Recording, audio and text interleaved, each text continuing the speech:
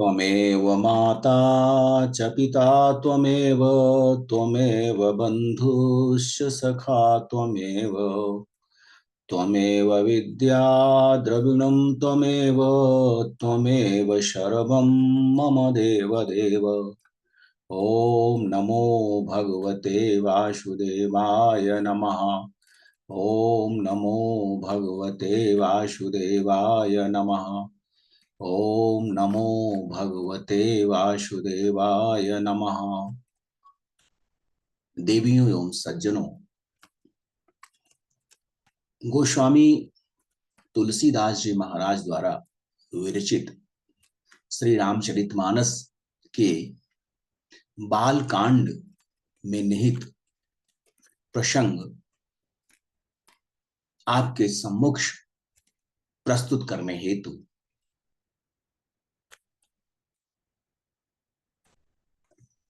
प्रस्तुत हूं। मानस प्रणेता गोस्वामी जी महाराज श्री रामचरितमानस जैसे ग्रंथ के माध्यम से जहां एक ओर मर्यादा पुरुषोत्तम प्रभु श्री राम के गुणों का गान करते हैं, उनकी लीलाओं का बखान करते हैं, वहीं मानव जीवन के लिए उपयोगी अनेक व्यवहारिक प्रसंगों को भी इसमें समाहित करते हैं। गोस्वामी तुलसीदास जी महाराज इस कलयुग के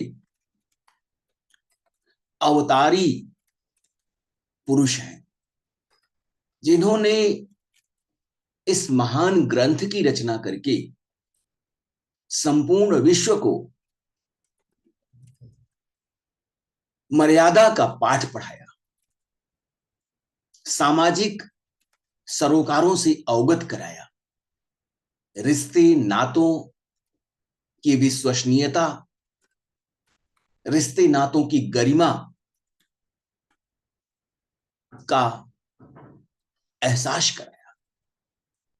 गोस्वामी जी महाराज इतने महान ग्रंथ की रचना के पश्चात भी इस रचना का श्रेय स्वयं को नहीं देते हैं। वह उस परमपिता परमेश्वर की असीम कृपा को ही इस महानतम रचना का श्रेय देते हैं। गोस्वामी जी महाराज कहते हैं, भनिति मोरी सब गुण रहित बेस्वविदित गुण एक, सो विचारि सुनिहि सुमति जिनके विमल विवेक। मेरी यह रचना सभी गुणों से रहित है, इसमें मात्र एक ही गुण है, उसे विचार कर सद्बुद्धि वाले पुरुष जिनके पास निर्मल ज्ञान है, पवित्र ज्ञान है, वही इस कथा का श्रवण करेंगे।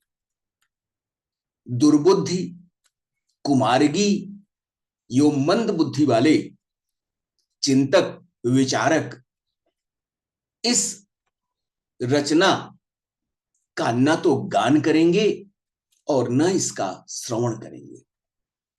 यही महारघुपति नाम उदारा, अति पावन पुराण श्रुति सारा, मंगल भवन अमंगल हारी, उमा सहित जही जपत पुरारी। इस महान ग्रंथ में रघुनाथ जी का, श्री राम जी का उदार नाम है, जो परम पवित्र है तथा वेदों, पुराणों, उपनिषदों एवं स्मृति ग्रंथों का सार तत्व है। यह परम कल्याणकारी है और सभी प्रकार के अमंगल को नष्ट करने वाला है, जिसे पार्वती सहित भगवान शंकर सदा जप करते रहते हैं। राम के नाम का प्रभाव ऐसा है जिसका जप अनेकों देवता, ब्रह्मा, भगवान शंकर इत्यादि समस्त देवगण निरंतर करते रहते हैं। भनिति विचित्र सुख विकृत जो, राम नाम बिनु सोहो न सो। विधु बदनी सब भांति संवारी, सोह न बसन बिना बर नारी। जो भी अच्छे कवियों के द्वारा रची हुई अत्यंत अनूठी रचना है, संसार के महानतम कवियों द्वारा रची हुई रचनाओं में, विशिष्ट रचनाओं में यदि राम के नाम का प्रयोग नहीं है, यदि राम के नाम का स्मरण नहीं है, यदि राम के नाम का अंकन नहीं है, तो वह शोभायमान नहीं हो सकती है। जिस प्रकार से चंद्रमा के समान सुंदर मुख वाली परम सुंदर नारी सब प्रकार से सुसज्जित होने पर भी वस्त्र के अभाव में शोभायमान नहीं हो सकती। कोई भी नारी चाहे कितने ही आभूषणों से युक्त हो, किंतु यदि वह वस्त्र से विहीन है तो कभी भी शोभायमान नहीं हो सकती है। उसी प्रकार से संसार की महानतम रचनाओं में यदि परमपिता परमेश्वर स्वरूप भगवान श्री राम का नाम नहीं है, उनका सुमिरण नहीं है, उनका स्मरण नहीं है, तो वह पद्य, वह रचना निरर्थक है, निष्प्रयोज्य है। सब गुण रहित कुकवि कृत बानी, राम नाम जस अंकित जानी। सादर कहीं सुनहि बुध ताही, मधुकर सरित संत गुण ग्राही। इसके विपरीत किसी भी कुकवि द्वारा रची हुई रचना, किसी भी कम पढ़े लिखे मूढ़ द्वारा रची हुई रचना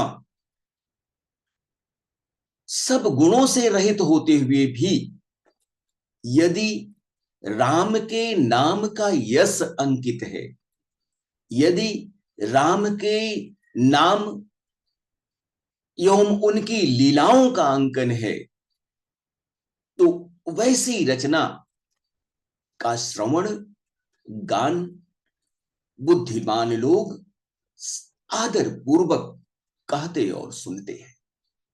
क्योंकि संतजन भंवर की भांति गुण ग्राही होते हैं, गुणों को ग्रहण करने वाले होते हैं। संतों से यह अभिप्राय नहीं होता है कि अमुक रचना किसके द्वारा रची गई है, वह कितना ज्ञानी है। संसार के महानतम कवियों द्वारा रची गई रचनाओं में भी यदि राम के प्रभाव का वर्णन नहीं है तो वह रचना निष्प्रयोज्य है। इसके विपरीत यदि किसी मूढ़ द्वारा भी रची हुई कोई रचना है जिसमें राम के नाम का, उनके यश का, उनके गुणों का गान किया गया है, तो संत हृदय व्यक्ति सदैव उसका आदर करेंगे, उसका श्रवण करेंगे और उसको अपने जीवन में अंगीकार करेंगे। यद्यपि कपित रस एकौ नाहि, राम प्रताप प्रगट यही माही। सोई भरोस मोरे मन आवा, केहि न सुसंग बड़पनु पावा। यद्यपि मेरी इस रचना में कविता का एक भी रस नहीं है, फिर भी इसमें श्री राम जी के प्रताप का, उनके प्रभाव का वर्णन किया गया है। उनका प्रभाव, श्री राम जी का प्रताप, उनकी लीलाओं का गान किया गया है। मेरे हृदय में इसी बात का दृढ़ विश्वास है कि भले लोगों की संगति से किसको बड़प्पन नहीं मिलता है। यदि सत्संग करते हैं, भले लोगों की संगति में रहते हैं, तो बड़प्पन स्वतः समाहित हो जाता है।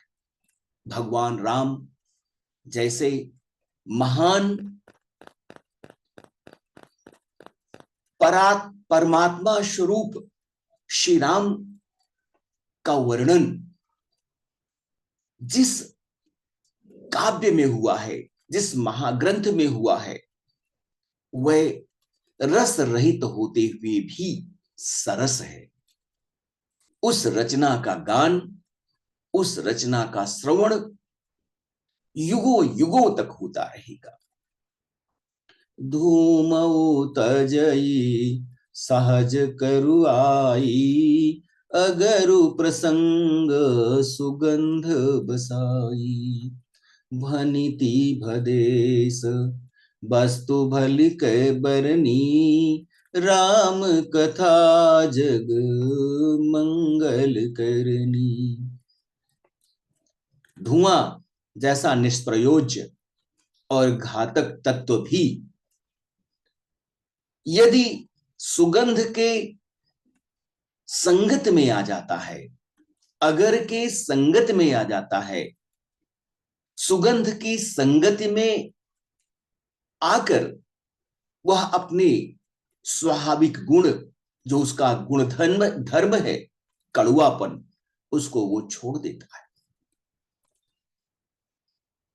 गोस्वामी जी महाराज कहते हैं कि ये मेरी कविता अवश्य ही रसहीन है, निष्प्रयोज्य है, किंतु इसमें जगत का कल्याण करने वाली राम कथा रूपी उत्तम वस्तु का वर्णन किया गया है।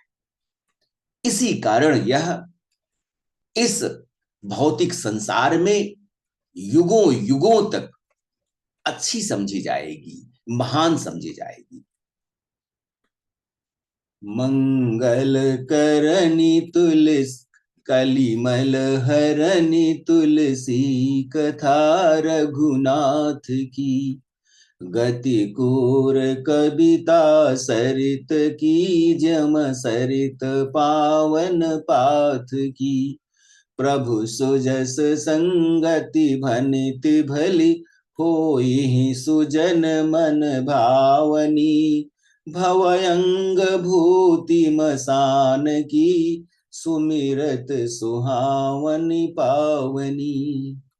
गोस्वामी जी महाराज कहते हैं कि श्री रघुनाथ जी की कथा परम कल्याण करने वाली है और कलयुग के समस्त पापों को नष्ट करने वाली है।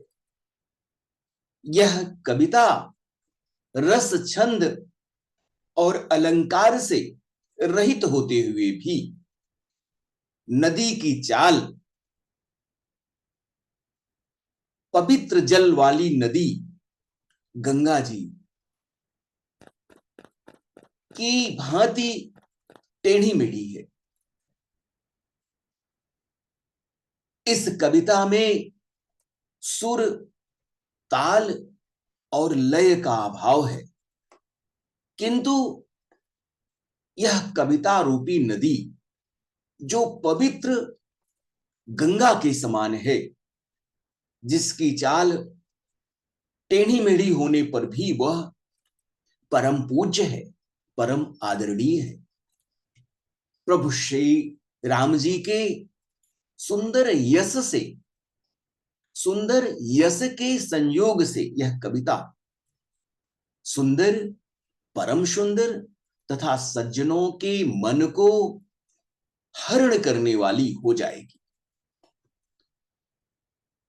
जिस प्रकार श्मशान की अपवित्र राख भी श्री महादेव जी के, भगवान शंकर के अंग के संग से सुहावनी हो जाती है, भभूति का रूप धारण कर लेती है और स्मरण करते ही पवित्र करने वाली हो जाती है, उसी प्रकार से यह राम कथा परम पवित्र है, संसार को आनंद प्रदान करने वाली है, सांसारिक जीवों के दुखों का हरण करने वाली है, लोक कल्याण करने वाली है।